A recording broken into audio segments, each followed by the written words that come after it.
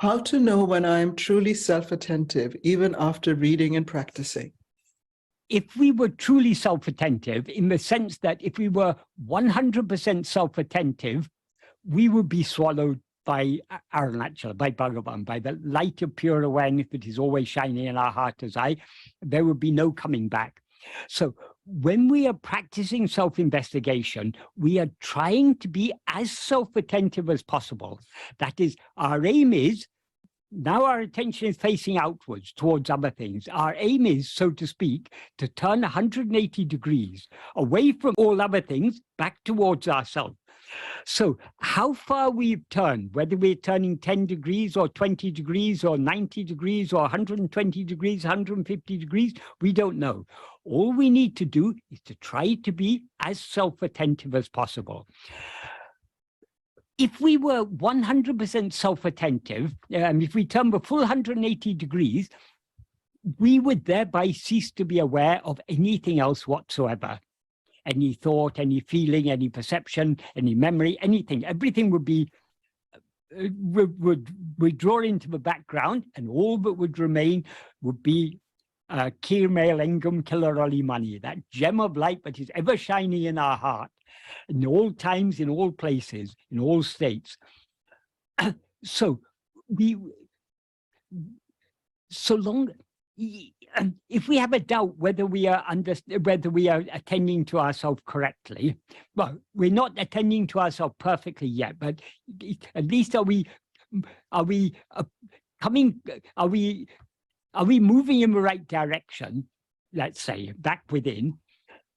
The only way to be sure about that is to understand Bhagavan's teachings correctly.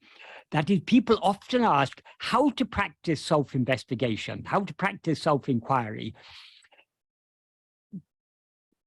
We can understand how to practice this to the extent to which we understand Bhagavan's teachings, because this practice is, all his teachings are pointing towards this one practice.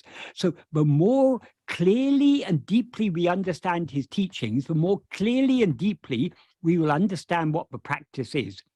But in order to understand his teachings clearly and deeply, we need to put them into practice, because the real clarity, it's important to read his works carefully. It's important to think about them deeply. By that, we get a certain degree of clarity.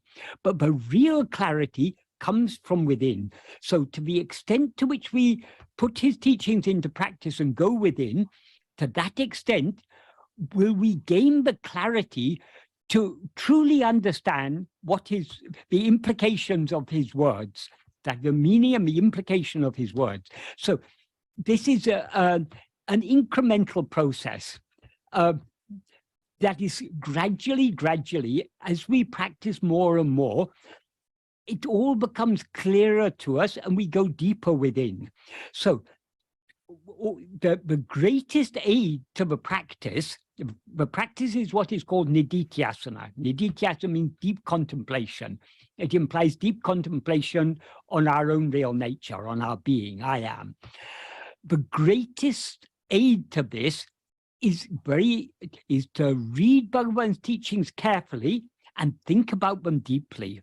And when I say Bhagavan's teachings, I'm not just talking about all the questions and answers, because often these often weren't very well recorded. That is, what the people recorded was what they understood. Secondly, Bhagavan was answering a wide variety of questions. So he had to give answers appropriate to not just to the question, but to the questioner, because he knew where the questioner is coming from. He gave appropriate answers. So everything that is written in talks and day by day and Maharshi's gospel and letters, we can't take to be the pure teachings of Bhagavan.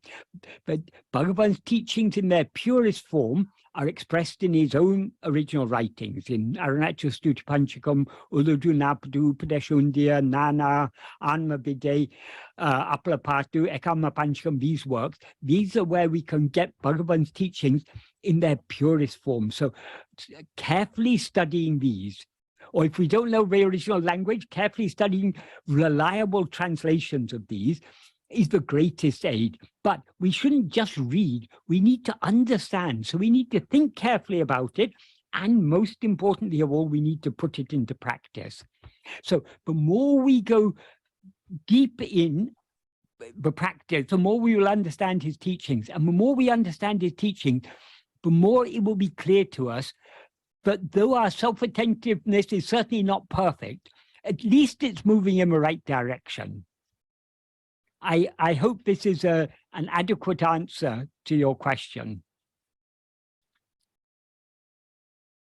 So understanding Bhagavan's teachings is not our aim, but it is a means to reach our aim, because only to the extent to which we clearly understand his teaching will we clearly understand the practice, and only to the extent that we understand the practice can we actually go deep in the practice.